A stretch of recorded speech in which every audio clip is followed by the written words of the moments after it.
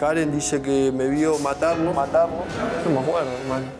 Me comí un pedacito con sal, una exquisitez, mejor que la carne de cerdo, le habría dicho a su abogada, según le contaría a los medios, a Leandro Acosta y a Karen Klein, los hijos mayores de las víctimas. A los hermanastros los unía el amor, pero también el espanto. Estoy harto de que no pongas un mango en la casa, le recriminaba constantemente Ricardo Klein. A su padrastro, Leandro nunca se quedaba callado. Lo enfrentaba cada vez que podía y a veces llegaban incluso a los golpes. Karen siempre se ponía del lado de Leandro. Leandro y Karen estaban cada vez más cerca. Tanto que en un momento dado, esa relación de hermanastros dio lugar a otro tipo de amor. Mi hermano es un hombre duro y agresivo. Raúl Klein finalmente se cansó y fue a la comisaría local a denunciar la desaparición de su hermano y de su cuñada. Los hermanastros finalmente habían decidido meter todos los restos que pudieron dentro de bolsas de consorcio. Los quemaron y después los descuartizaron. Y habían intentado seguir con su vida como si nada hubiera ocurrido.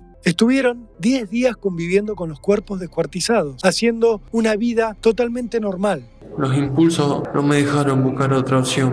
Solamente yo sé las cosas que pasaron.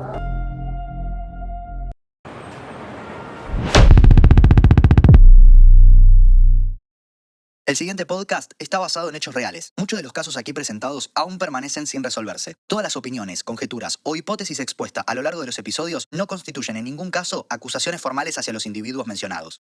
El doble crimen tardó casi 2 semanas en ser descubierto.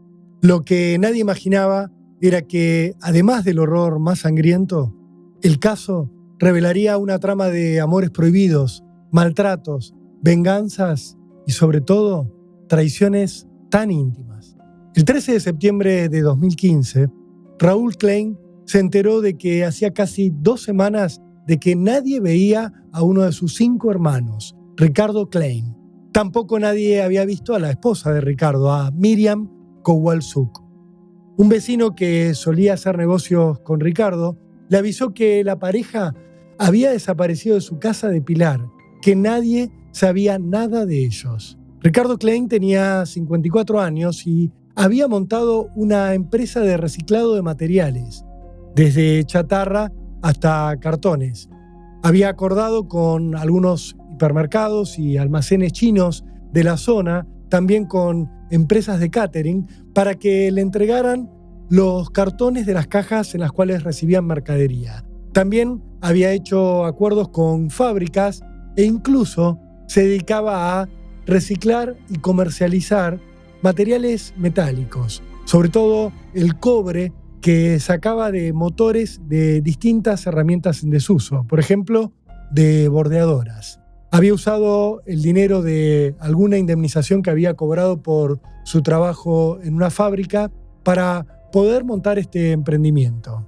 Él era maestro mayor de obras, pero lo que más le gustaba en la vida era comerciar. Eso y guardar y ahorrar todo el dinero que podía. Ricardo Klein vivía junto a su pareja, Miriam Kowalczuk, una mujer de 52 años. Los dos compartían una casa de 2 plantas que estaba ubicada en Manuel Alberti, en el partido de Pilar. Era un terreno grande, a donde además tenía 6 perros y una vieja camioneta en el garage con la que llevaba y traía mercadería. Era habitual que en el lugar hubiera quemas y basura acumulada, los restos de lo que no podía reciclar, el descarte de lo que Ricardo vendía. Además, en la puerta había un segundo vehículo, otra camioneta que Ricardo había podido comprarse. El lugar, de todas maneras, era una mezcla de vivienda con empresa donde se mezclaban los distintos materiales. Un lugar en el que pude entrar y donde me encontré con contrastes muy fuertes. Gente que vivía, que trataba de llevar adelante una vida y lo que tenía que ver con un emprendimiento que requería de mucho trabajo, de mucho meterse en la basura y rescatar lo que tenía algún tipo de valor comercial. En el fondo de este terreno estaba la vivienda principal, una casa que Ricardo y Miriam ocupaban junto a una hija de él, de un matrimonio anterior, y a un hijo de ella, también de una pareja previa. Los dos eran jóvenes veinteañeros, pero en la casa había más gente. En esa vivienda también tenían sus actividades, su vida, sus sueños, 2 niños de apenas 11 años, un nene y una nena, mellizos que Ricardo y Miriam habían tenido juntos. En la parte delantera de ese mismo terreno había una segunda casa, una propiedad que Ricardo Klein había construido con sus propias manos, gracias a su experiencia en albañilería. Esa casa se la había alquilado a otra familia, a una pareja que tenía una beba de 2 años. Esto le daba a Ricardo Klein un ingreso extra que mejoraba todavía más su situación económica.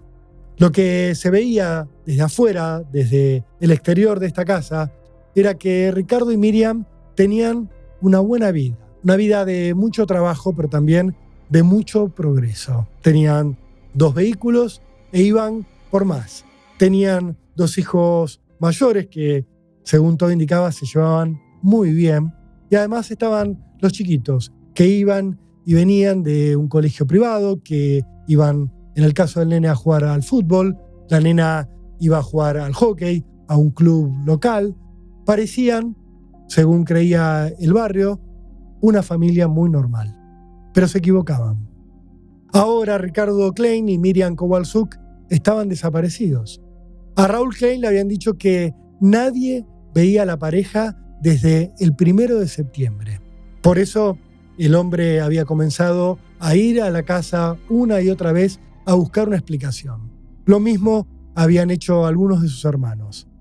En todas las oportunidades, cada uno de ellos se había encontrado con la misma situación. Leandro Yamil Acosta, el hijo de 25 años de Miriam Kowalczuk, era quien abría la puerta, el que les daba las explicaciones más variadas para explicar la ausencia de su padrastro y de su mamá. Lo que decía Leandro era que se habían ido de viaje, que no podían salir, que estaban ocupados, que se habían ido de la casa sin dar explicaciones o que estaban en un spa. También había dicho que habían maltratado a los mellizos y que, ante la amenaza que él mismo les había hecho de que los denunciaría ante la policía, se habían ido. Todo era incoherente, era impreciso y estaba lleno de evasivas. Lo mismo pasaba cuando quien tocaba el timbre hablaba con Karen Klein, la hija de 22 años del desaparecido Ricardo Klein. El 7 de septiembre había ocurrido otra situación extraña. Leandro Acosta se había presentado en la comisaría de la zona para denunciar a su padrastro y a su mamá por violencia familiar, principalmente una violencia dirigida, según la denuncia, contra los hijos menores, contra los mellizos. Acosta dijo allí que Klein padre los mandaba a los nenes a cartonear, que los maltrataba, que los obligaba, junto a su esposa, a comer comida podrida. También había deslizado en esa denuncia que existía la posibilidad de que se hubieran producido abusos sexuales. Esto había motivado una orden de restricción judicial contra el padrastro y contra la madre de Leandro. Una orden judicial que nunca nadie se había preocupado en hacer cumplir. Leandro incluso le había mostrado esta orden de restricción a un primo que se había acercado a la casa a preguntar por sus parientes desaparecidos. Este joven pudo ver que en la orden de restricción se decía que Ricardo y Miriam no podían acercarse a menos de 300 metros de la casa. Todo sonaba muy extraño. Al día 13, el 13 de septiembre, Raúl Klein finalmente se cansó y fue a la comisaría local a denunciar la desaparición de su hermano y de su cuñada. Mi hermano es un hombre duro y agresivo. Es un carcamán. Hace 2 años que estamos distanciados, que no nos llevamos bien. Pero yo quiero que lo busquen, dijo Raúl, acompañado por otro de sus hermanos. A la policía le sonó muy mal el caso y decidió ir a allanar de urgencia la casa de Pilar a donde vivía la familia, la casa que estaba ubicada en Zarratea 2726. A los agentes los acompañaba Raúl. Entraron a la vivienda en la noche del 13 de septiembre, ya casi la madrugada del día siguiente. Entonces, el horror apareció en toda su dimensión. Miren, vivimos como ratas, se quejó Leandro en cuanto entró la policía. Pero el cuadro era todavía peor. En la casa había cosas quemadas por todos lados, pero no eran solamente objetos, eran restos de personas. Raúl recordaría luego que el olor era muy extraño, era olor a quemado, pero estaba mezclado con otra cosa, con olor de madera, pero también con olor a carne chamuscada. Había, según diría un policía, olor a morgue, olor a cementerio. Repartidos en varios tachos de pintura y en tambores de plástico, encontraron esos restos quemados que producían tanto olor. En la terraza de la casa había un tacho de pintura de 20 litros. Un perro, de esos que tiene la policía para buscar restos, fue corriendo y se plantó directamente delante de este tacho. Así, los policías pudieron ir a revisarlo. Adentro encontraron una mata de cabello rubio y un torso descuartizado y quemado. Se distinguían apenas restos de una pelvis y de una columna vertebral. En otros tambores de plástico, en el garage, había tejidos que ni siquiera podían ser identificados. Eran tambores azules muy grandes, tambores que tiempo después pude ver en el lugar, que seguían ahí, que tenían materiales de distinto tipo. La policía había secuestrado algunos y otros los había devuelto porque nada tenían que ver con el caso. Pero los que sí tenían algún tipo de relación con esos restos chamuscados eran de un horror indescriptible. Los policías, aquella madrugada, descubrieron rápidamente que en la casa se habían dado movimientos muy extraños durante los días previos, que alguien que vivía ahí había estado prendiendo fuego en esos tachos de manera muy visible, muy aparatosa. Era alguien que había estado manipulando día tras día cosas en el jardín de esa casa. Ricardo y Miriam no estaban, obviamente, por ningún lado. No había rastros de ellos en ningún lugar de la casa. En ese lugar solo estaban sus hijos mayores, Leandro y Karen, y los mellizos. Las dos camionetas de la familia estaban estacionadas, una en el garage y la otra afuera, como siempre, como cuando no pasaba nada anormal. Los investigadores hablaron entonces con los inquilinos de la otra casa que había en ese lote. Así descubrieron que la persona que se había estado moviendo de manera tan extraña durante aquellos días, el que había estado quemando cosas en los tachos, había sido Leandro Acosta, el hijo de la desaparecida Miriam Kowalczuk. Venía haciendo tanto ruido que nos daba miedo, contó la vecina de la pareja desaparecida. Escuchábamos ruidos arriba del techo, golpes, había fuego, llamaradas inmensas. Llamamos 3 veces a la policía porque se alumbraba toda la casa naranja fuego. Hace días que no dormimos, dijo la mujer, aliviada, al fiscal del caso. Ella se llamaba Silvina Pino y quien la escuchaba era el fiscal general adjunto Eduardo Marcelo Baiani, que se había hecho presente en el lugar. La mujer contaría, y los investigadores podrían constatarlo, que un patrullero municipal había ido al lugar a pedirle a Leandro que apagara el fuego, que tratara de atenuar esas llamas que estaban revolucionando no solo a sus vecinos, sino a toda la cuadra. Leandro había fingido que había obedecido con esa orden, pero según su vecina, de inmediato, en cuanto la patrulla se había ido del lugar, se había puesto a rociar otra vez combustible sobre las llamas. Un cartonero sería quien terminaría por complicar a Leandro. Este hombre había visto ya en los medios de comunicación que la policía estaba allanando la casa de la familia Klein, que estaba revisando y que habían encontrado restos humanos. Se había asustado y había ido directamente a la comisaría. Quería contar que unos días antes, Leandro Acosta le había pagado un dinero para que se encargara de retirar unas bolsas de su casa.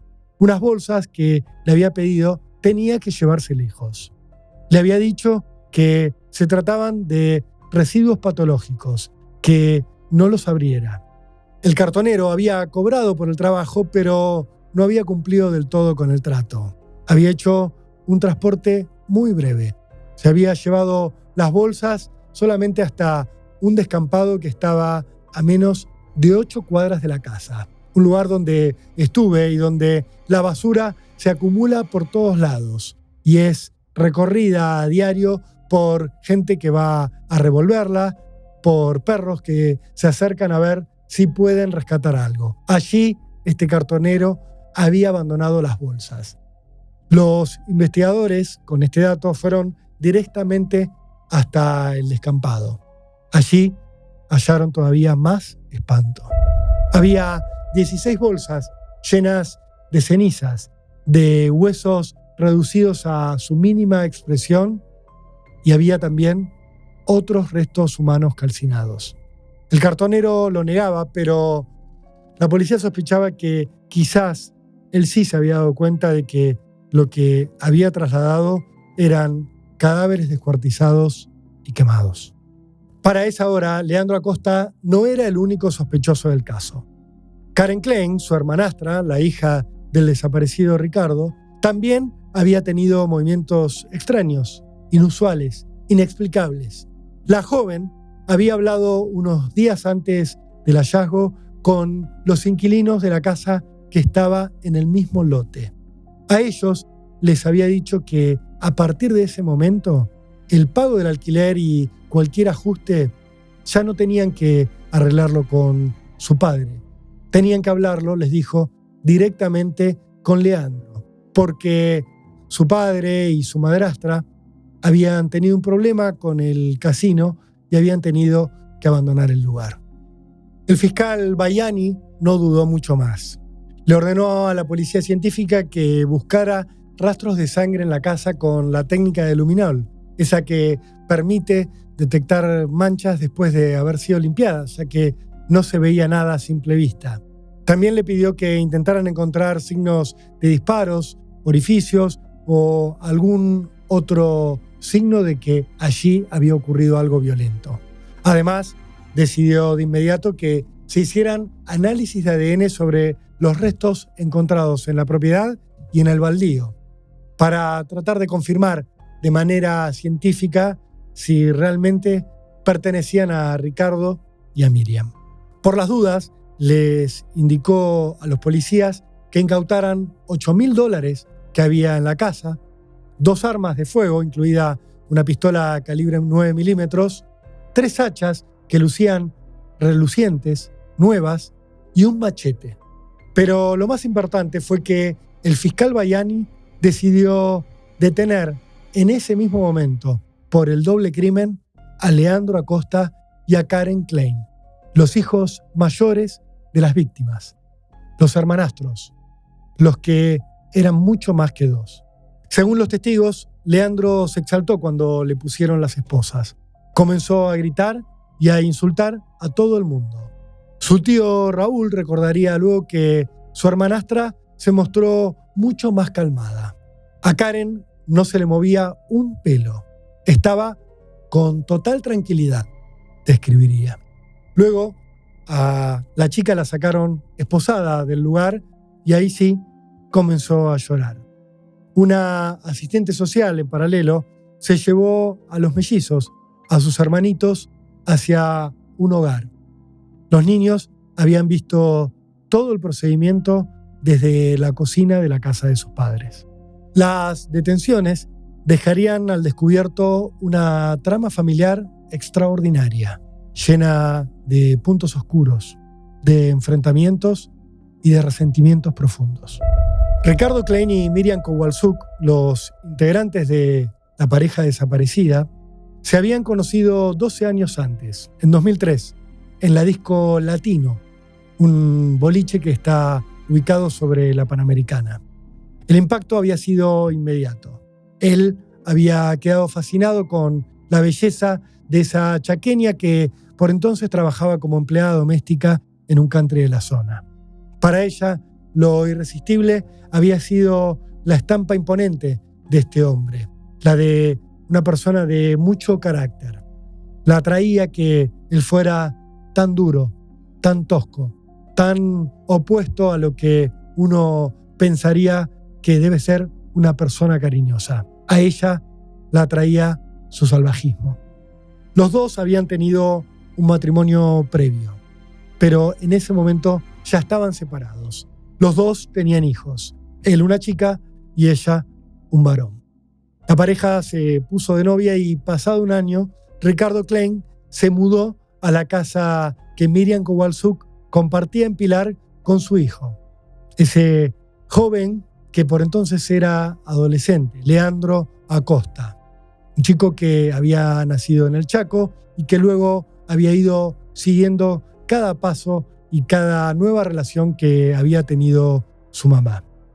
La mujer quedó embarazada casi de inmediato y tuvo a esos mellizos, al nene y a la nena que tiempo después terminarían en las manos de un asistente social. La familia ensamblada pronto se había acomodado a esa nueva realidad.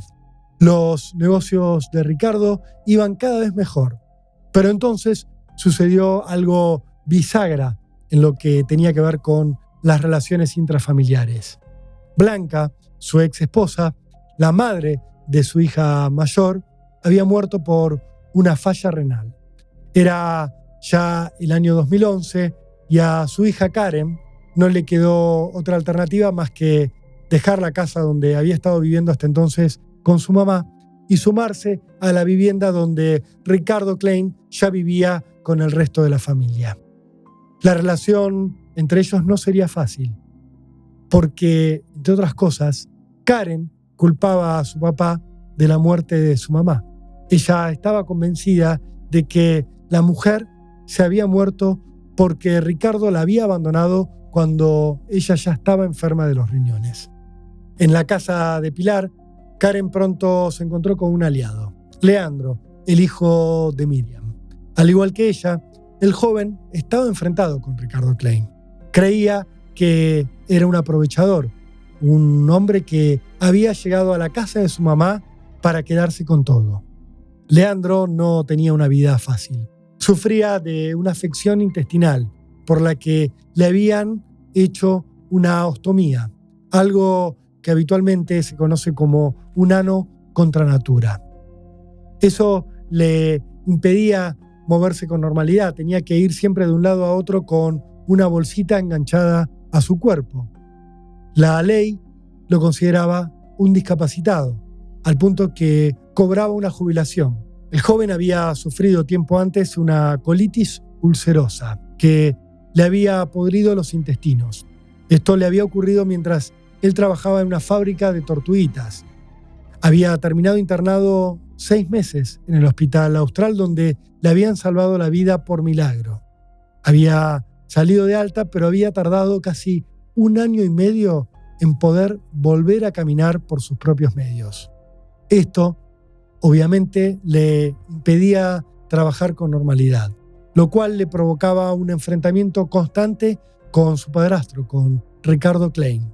El hombre lo acusaba de ser un vago. Le echaba en cara todo el tiempo que aportaba muy poco dinero a la economía familiar. «Estoy harto de que no pongas un mango en la casa», le recriminaba constantemente Ricardo Klein.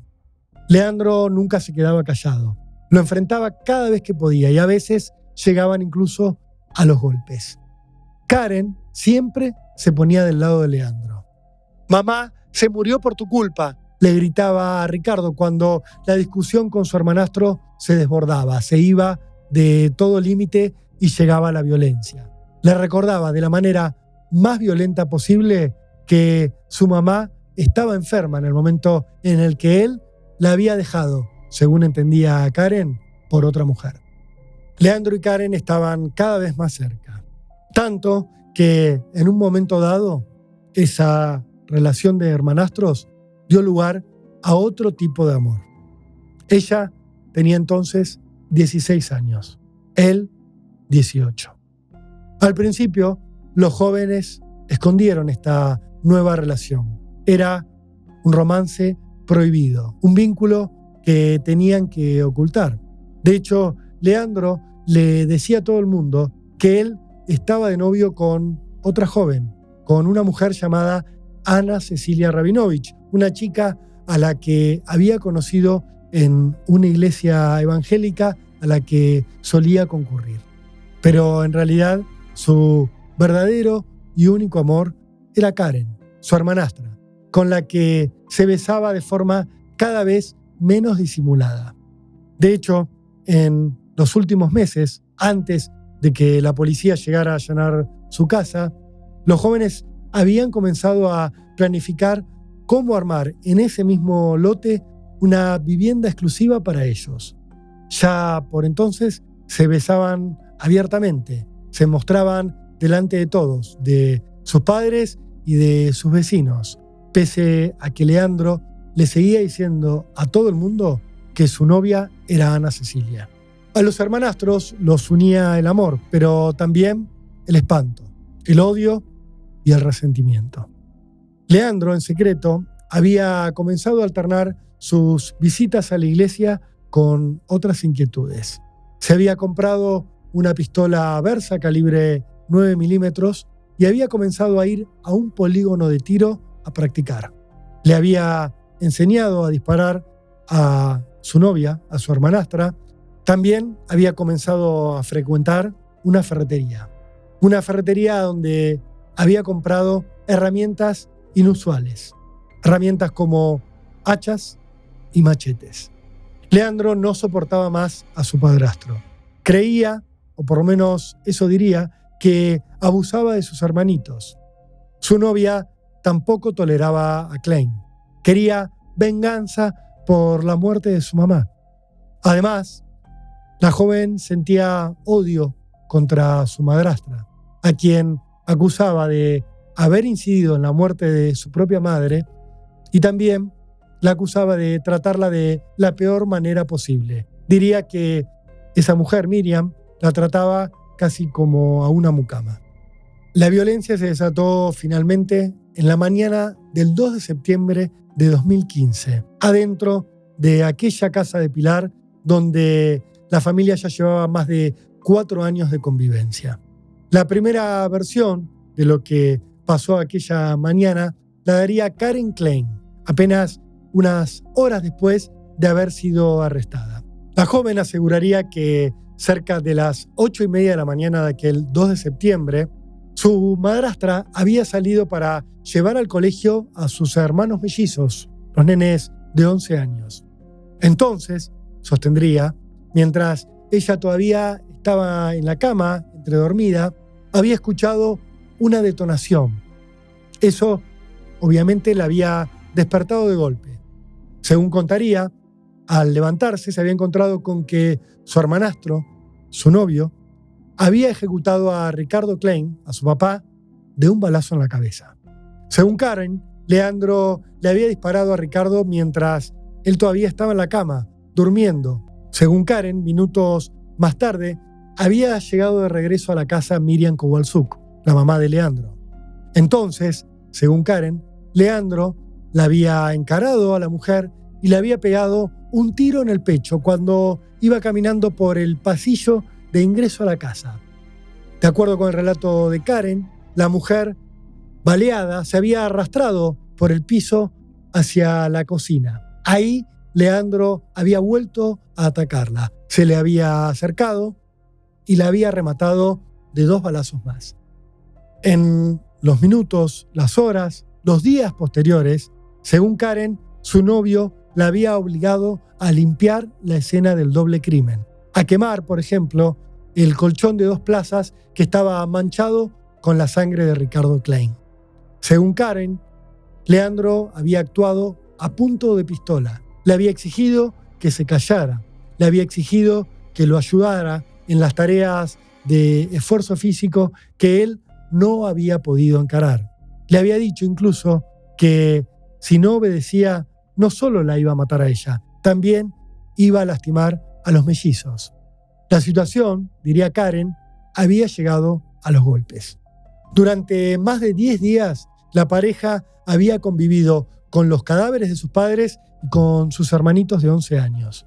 De a poco, paso a paso, en la casa de Pilar habían descuartizado con hachas y habían desmembrado los cuerpos de las dos víctimas.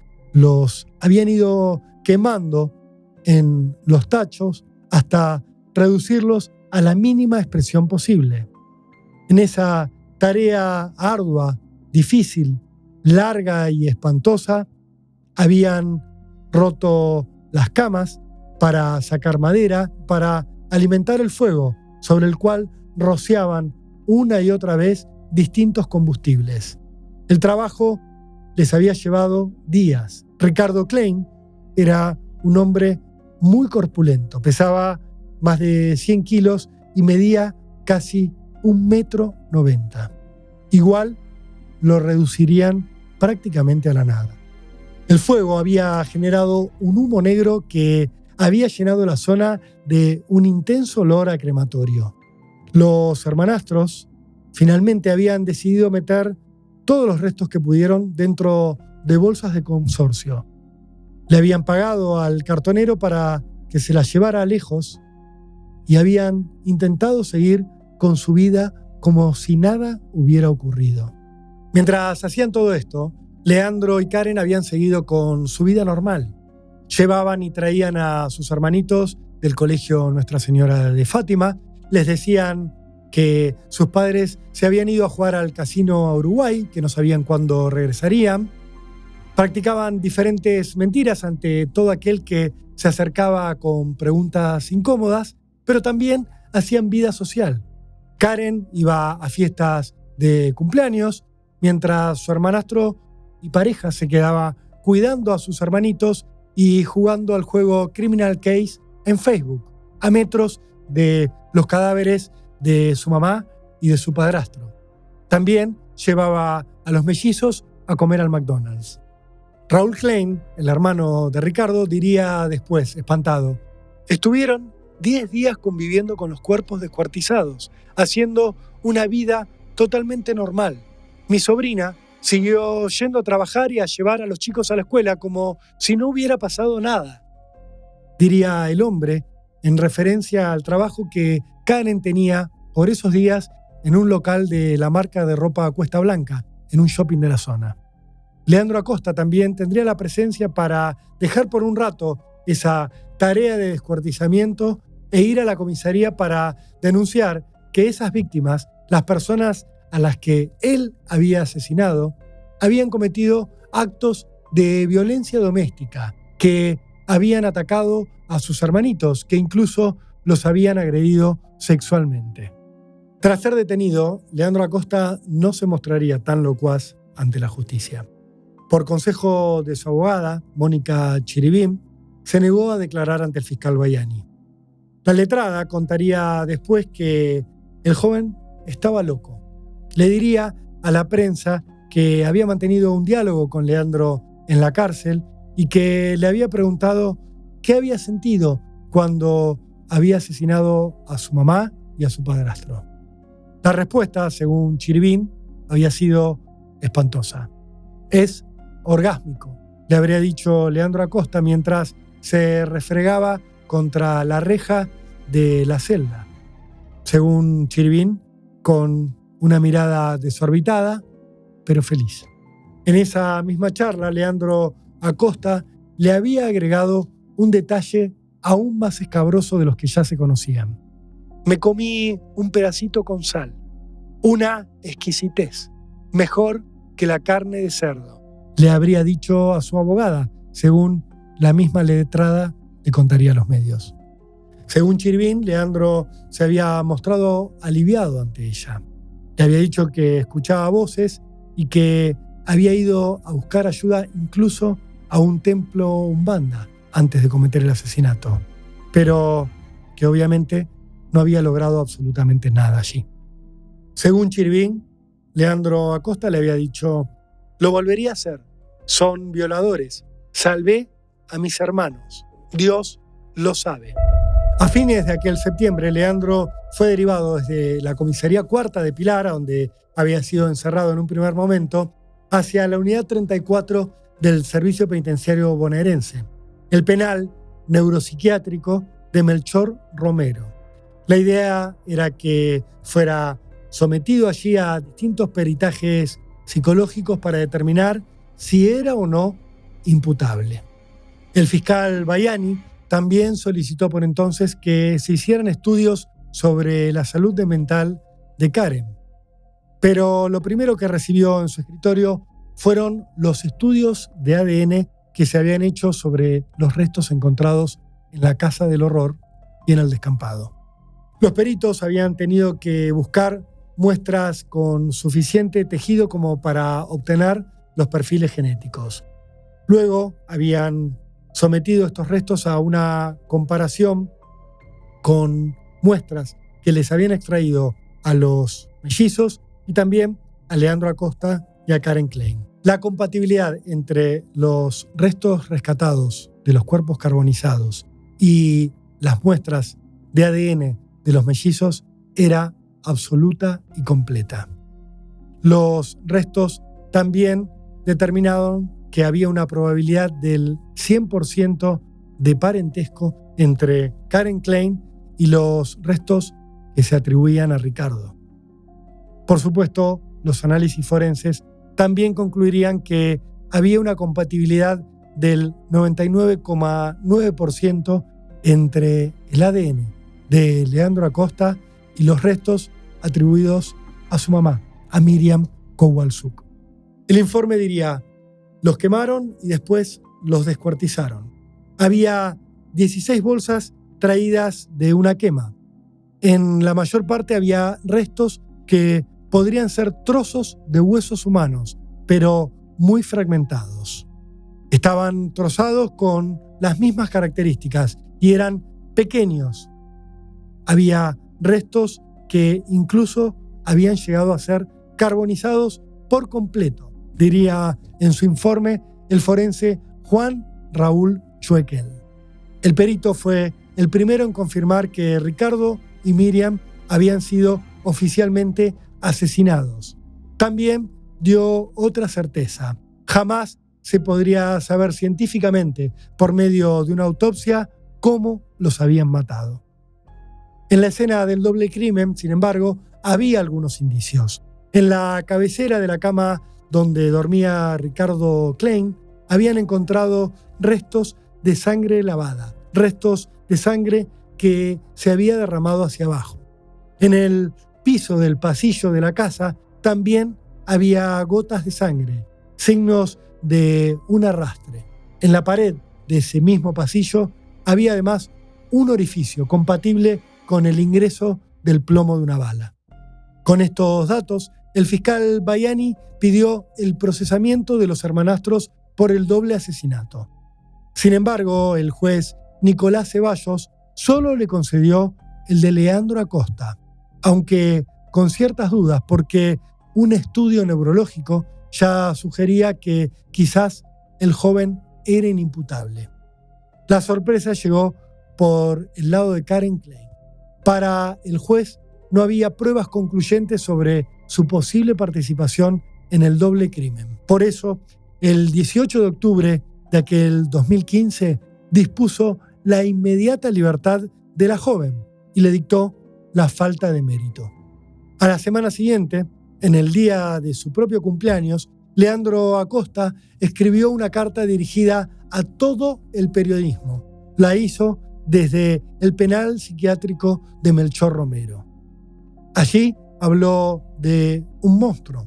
Aseguró que hablaba con su madre muerta y le pidió a su hermanastra, a su novia, que no mintiera más. Ella me ayudó, acusó. El texto decía: me llamo Leandro, no estoy loco. Amo a Karen y cumplí con ella y mis hermanos. Nunca le pegué. Yo la amo con pasión. Ella quería estar tranquila, no sé lo que pasó. Yo hablo con mi mamá y ella se me ríe. No estoy loco. Quiero a mis hermanos, escribió el joven a mano con una letra confusa y desordenada, con cambios en el tamaño de las letras y dificultades para mantener la horizontalidad de las líneas. El texto seguía: ahora estoy en paz, un poco enfermo. Aquí me dan remedios que son pastillas y nadie me dice discapacitado de mierda, como me trataban en mi casa. Acá nadie me violó. Karen me ayudó y estoy mucho mejor. Me ayudó con las cosas pesadas. Por eso la amo tanto. Quiero que a ella no le pase nada. Mi mamá se ríe porque ella miente. Karen, te amo, no mientas. El monstruo ya no vive más. Está acá conmigo. Karen, te amo. Karen, sos el amor de mi vida.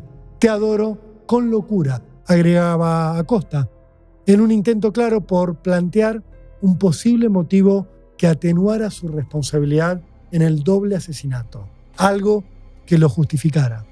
Su abogada, Mónica Chiribín, salió rápidamente a traducir lo que su cliente había escrito. Él está muy desmejorado de salud y decepcionado porque Karen dijo que él la golpeaba y porque cree que mintió con lo que pasó ese día, explicó la abogada. Leandro le agradece que lo haya ayudado en todo y en lo más pesado. Con eso se refiere a haberlo ayudado a desarmar la cama para tener maderas para quemar, a haberle alcanzado ropa de los padres y otras cosas que ella hizo después del crimen, aseguró Chiribín. Según lo que conversé con el psiquiatra de parte, en la carta se puede ver claramente que Leandro tenía un amor pasional, obsesivo con Karen.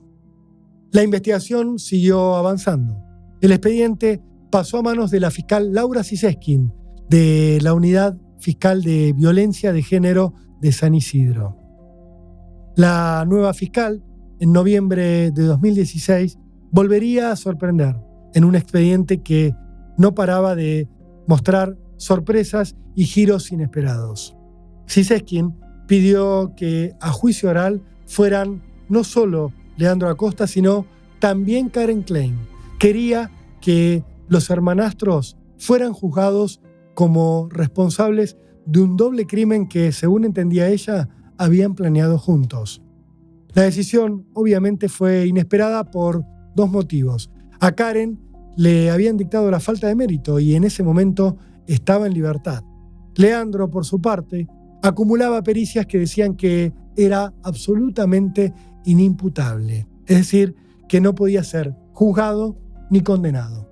Una pericia decía: se trata de un sujeto que padece un trastorno psicótico compatible con enfermedad esquizoafectiva y un cuadro compatible con epilepsia.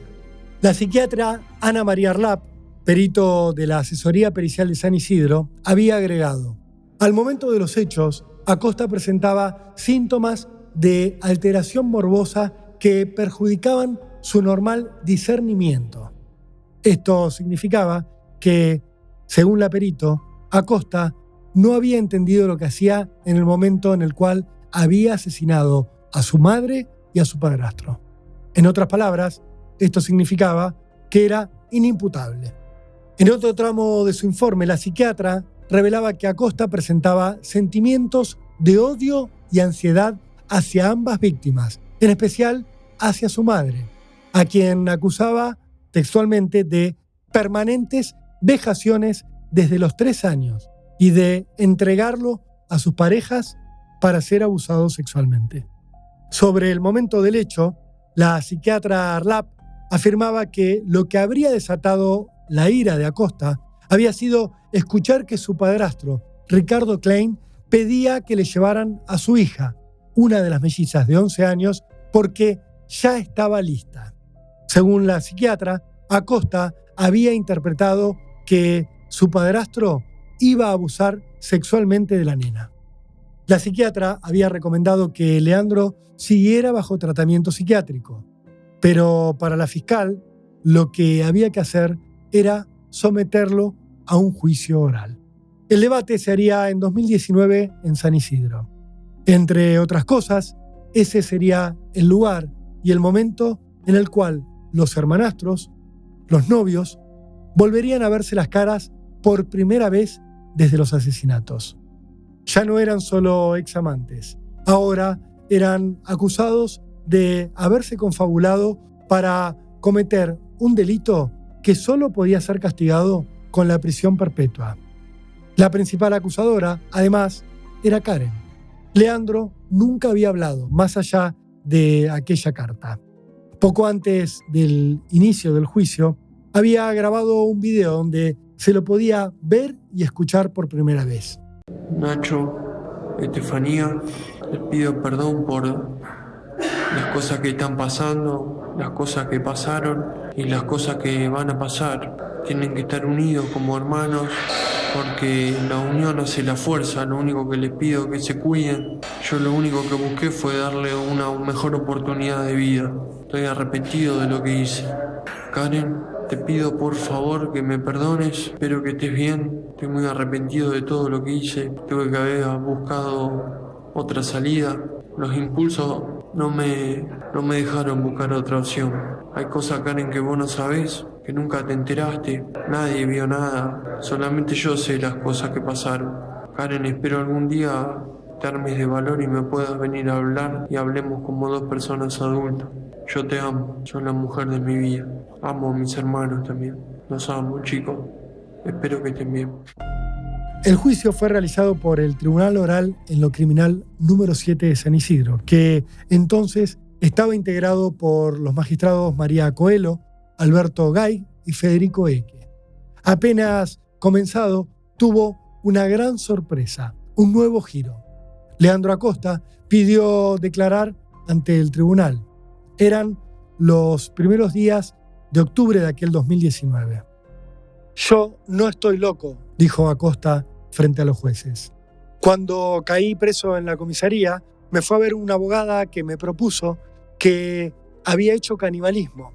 Ella me propuso que contara esto para después poder escribir ella un libro sobre la historia del caso. Lo mismo pasó con un perito psicólogo, un perito que quería actuar como perito de parte mía, pero también quería hacer un libro basado en mi psiquis. Por eso fue que yo hablé de canibalismo. Fue toda una estrategia de marketing de la abogada y de este perito. Yo lo aclaro porque todo el material difundido en radio, en televisión y en diarios fue parte de una estrategia de marketing de la abogada. Yo no estoy loco, ni hice canibalismo, remarcó Acosta. Su declaración continuó con una descripción de cómo se vivía en su casa en los meses previos al doble asesinato. En casa había todo tipo de comida, pero mi vieja traía basura del supermercado chino, carne podrida y fiambre con gusanos. Lo metía todo en la heladera como si fuera un manjar y después obligaba a mis hermanitos a comer eso. A mi hermanita se le caía el pelo y tenía los dientes podridos, decía Acosta, sentado ante el tribunal en un discurso que no tuvo ningún tipo de interrupciones.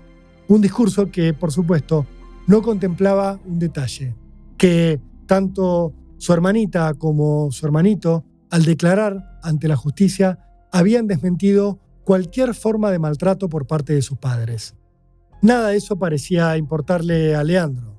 El joven también aseguró que en la mañana del doble asesinato había escuchado cómo Ricardo Klein le había dicho a Miriam que planeaba usar ese mismo día de su hermanita de 11 años.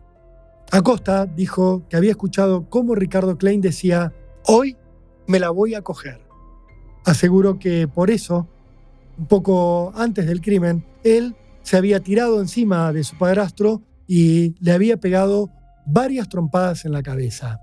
Era un hijo de remil puta. Las cosas que les hacía a mis hermanos no tienen nombre, dijo Acosta ante los jueces. Según Leandro, luego de esa pelea a golpes, su mamá se había ido de la casa para llevar a sus hermanitos al colegio. Entonces, continuó Leandro, hubo una situación muy particular. Ahí se me reborró la cinta. Fui para arriba, busqué el arma y cuando bajo mi vieja ya no estaba porque se había llevado a los nenes al colegio. Entonces, el chabón me ve y me dice, ¿vos qué vas a hacer con eso? Yo le respondí, ¿vos qué vas a hacer con mi hermanita? Klein me respondió, ¿y a vos qué te importa? Entonces, dijo Acosta, se me vino encima y le pegué un tiro en la cabeza. Tras admitir que había matado a su padrastro de un balazo, Leandro Acosta abrió otra ventana en su relato. Cuando le pego el tiro, cae en la cama y empieza a sacudirse, y empieza como a convulsionar, y empieza a salir muchísima sangre. Yo me quedé ahí. Cuando salgo al pasillo, aparece Karen y me dice, ¿qué pasó? Yo le dije, tu papá está muerto. Le pegué un tiro en la cabeza. Dale, boludo, me respondió. Yo estaba con el arma en la mano. Dejá de boludear con eso, me dijo ella. Está muerto, le respondí. Lo maté. Cuando voy al comedor, agregó Acosta, me siento en la silla y ella va al dormitorio, se larga a llorar y empieza los gritos. Te volviste loco, me dijo. Se redescompensó. Yo la abracé y le pedí que se calmara. Explicó Acosta ante los jueces que lo escuchaban en silencio. Según Leandro, entonces, en aquel momento, entró a la casa su mamá. Cuando entra mi vieja, yo estaba sentado en el borde de la cocina y ella me dice, ¿por qué está el arma en la mesa? Le dije entonces que Ricardo estaba muerto. Cuando va para la habitación y vuelve toda blanca, me dice, yo me voy de acá. Cuando mi mamá se va, Karen agarra el arma y le tira 2 tiros en el pecho. Cuando se cae al piso, mi vieja se empieza a arrastrar. Karen se le acerca y le pega un tiro en la cabeza. Le siguió gatillando varias veces, pero el arma ya no tenía más balas. Según Leandro, entonces, él la encaró a su hermanastra y le dijo, ¿qué hiciste? Karen ahí, según su relato, empezó a gritar. Según Acosta, entonces él le dijo, lo maté a tu papá y me voy a hacer cargo de los 2 muertos. Ya está. Vos no vas a ir presa porque no te lo mereces. Yo soy discapacitado. Quédate tranquila. Karen lloraba y lloraba y me decía que no le arruinara la vida por esa hija de puta. Eso era lo que ella me insistía, aseguraba Acosta ante los jueces. Después, según relató, Karen y él se abrazaron y se besaron. Karen me dijo, ya está, no pasó nada. La siguiente escena que describió Acosta ante los jueces también era comprometedora para la joven. Karen se puso a hacer un fogón para quemar todo y limpiar el terreno. Me ayudó a desarmar la cama, a arrastrar el colchón. Hicimos un fuego, les contó Acosta a los jueces. Aclaró que para ese momento, en realidad, ya no estaban de novios. Ella quería estar en pareja y yo ya no, señaló Acosta. Por eso, según les dijo a los jueces, no lo había sorprendido que en el momento en el cual había llegado la policía, ella se había puesto a gritar mientras lo señalaba. Es un loco de mierda. Estoy amenazada. Acosta cerró su declaración pidiendo perdón, pero ante los ojos de los jueces, de los abogados y de todos los presentes, no había mostrado ningún signo de remordimiento. Para la fiscal Laura Siseskin, esta declaración de Acosta bastó para pedir de inmediato la detención de Karen, quien no había hablado en ningún tramo del juicio. El Tribunal Oral número 7 le hizo lugar a su pedido de manera preventiva y solo para asegurar que siguiera yendo al debate, ahora que la fiscal, con la declaración de su expareja, la había vuelto a poner en el centro de la escena. La fiscal no se detuvo allí. A la hora de los alegatos, pidió prisión perpetua para los 2 hermanastros. A Leandro Acosta le adjudicó los 2 crímenes, mientras que a Karen solo el de su madrastra. La defensa de Acosta sostuvo que el joven era inimputable, que no podía ser condenado por lo que había ocurrido. La de Karen, en tanto, dijo que la joven solo había sido un testigo involuntario de todo lo que su hermanastro había hecho, que ella era una víctima más. El 11 de octubre, finalmente, el Tribunal Oral anunció un adelanto de su veredicto. Dijo que el veredicto sería una condena para los dos hermanastros. Los jueces anunciaron que el 21 de noviembre anunciarían la calificación del delito, la pena que le darían a los hermanastros y los fundamentos de su veredicto. El intervalo fue aprovechado por Karen Klein para dar a conocer su propia carta, también escrita a mano. Eso ocurrió el 27 de octubre. El texto decía textualmente: «Hola mundo, soy Karen Klein y siento una profunda necesidad de contarles mi historia. Tengo 26 años de edad, nací fruto de una gran historia de amor», dijo, desde un calabozo de la comisaría de la mujer de Martínez. Lamentablemente, perdí a mi mamá a los 14 años, a raíz de una enfermedad crónica. Quedé a cargo de mi abuela y luego mi padre me llevó, insertándome en su nueva familia. Todo parecía perfecto: la relación con mi padre, su mujer, mis hermanitos y el hijo mayor de mi madrastra, una persona que se ganó un lugar importante en mi corazón. Mi amigo al principio y más tarde mi pareja, dijo Karen. Ese sería el comienzo de la tragedia que al día de la fecha me priva de mi libertad. Karen sostuvo en su carta que el de Leandro había sido su primer noviazgo y agregó: «Jamás imaginé que estaba incorporando un monstruo a mi vida, un ser violento que día a día apagaba mi felicidad. Me arrebató absolutamente todo: la vida de mi padre, la de su propia madre, mi libertad y a mis hermanos», escribió Karen. Finalmente hizo un llamado público: «Sociedad, ruego a ustedes no me condenen, porque yo ya me condené por haber gritado en silencio. No me juzguen, porque el miedo me paralizó». En el último párrafo sostenía que amaba la vida, a sus padres, a su familia, y rogaba justicia para las víctimas y que descansaran en paz. No sirvió de nada. El Tribunal Oral condenó a los dos hermanastros a prisión perpetua. En la audiencia de lectura de fundamentos, Acosta pidió que le permitieran cumplir la pena en prisión domiciliaria, en la casa de la que, según él, era su novia desde al menos 3 años antes del doble asesinato, la joven de la iglesia evangélica, Ana Rabinovich. La chica lo había acompañado durante gran parte del juicio y había estado presente incluso mientras él declaraba ante el tribunal y la señalaba como su mujer, como la única persona a la que realmente amaba. Sin embargo, al escuchar los fundamentos del fallo, la propia Rabinovich se había enterado del verdadero tenor de la relación, de los mensajes que Acosta y Karen habían intercambiado durante tanto tiempo. Rabinovich se paró de su silla y se tiró sobre Karen para tomarla del cuello. Los guardias del servicio penitenciario tuvieron que intervenir para evitar que terminara ahorcándola. Lo que no pudieron evitar fue que la mujer retirara su ofrecimiento de ofrecerle a Acosta un lugar donde cumplir su condena. Los hermanastros condenados volvieron a prisión, pero el 3 de marzo de 2021 tuvieron novedades. El Tribunal de Casación Penal bonaerense confirmó la condena a prisión perpetua para Acosta, tal como había sido dictada.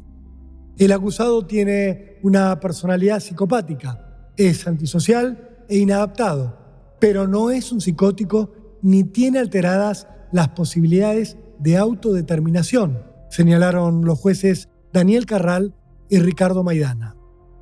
Los jueces entendieron así que Acosta era totalmente imputable por el homicidio doblemente calificado por alevosía y por el uso de arma de fuego de su padrastro, y el homicidio triplemente calificado por el vínculo, por alevosía y por el uso de arma de fuego de su propia madre. Sin embargo, los magistrados ordenaron que se redujera la condena contra Karen Klein. La consideraron una simple partícipe secundaria del asesinato de su madrastra y no coautora. La sola planificación, aún en la hipótesis sugerida en el veredicto condenatorio, no alcanza para endilgar una intervención del rango de la coautoría funcional, señaló el fallo. En el homicidio hubo en realidad un único autor, Leandro Acosta, sostuvo el juez Carral en su voto. En otros tramos, el fallo admitió que Karen había estado comprometida con antelación a ese plan al que luego no se sumó en su ejecución. Los jueces señalaron que Karen había contribuido con aportaciones concretas a todos los actos posteriores que habían incluido, entre otras conductas, la de participar en el ocultamiento de los cuerpos, auxiliar a desechar los restos cadavéricos e incluso justificar la ausencia de la pareja. Sin embargo, dijeron los jueces, la promesa de encubrimiento era una participación secundaria en el delito y no la coautoría de los asesinatos. Casación le ordenó entonces al tribunal oral que había condenado a los hermanastros que dictara una nueva pena para Karen Klein, una pena que no excediera los 15 años de cárcel. El caso tendría además otra derivación inesperada. El primer fiscal de la causa, Eduardo Marcelo Baiani, terminaría acusado de haberse robado los $8.000 que habían secuestrado en la escena del doble asesinato. Fue suspendido y en 2017 había terminado renunciando a su cargo de fiscal general adjunto de San Isidro. Quería evitar mayores consecuencias. Mónica Chiribín, en tanto, se convertiría luego en la abogada de otro acusado de doble parricidio, de Martín del Río, aquel de los asesinatos de la mansión de Olivos. A él tampoco podría hacerlo zafar de la prisión perpetua. Los mellizos Klein, los hijos de las víctimas y hermanos de los asesinos, también se llevarían su condena. Pasaron por distintos institutos de menores, hicieron largos tratamientos psiquiátricos y terminaron en un punto sin retorno, un punto que el nene había soltado en pleno juicio oral. A nosotros, Leandro y Karen, nos cagaron la vida. Esto es Barbano en Hechos Reales, un podcast de Resumido. Si querés saber cuándo aparece cada nuevo capítulo, suscríbete a nuestro canal de YouTube.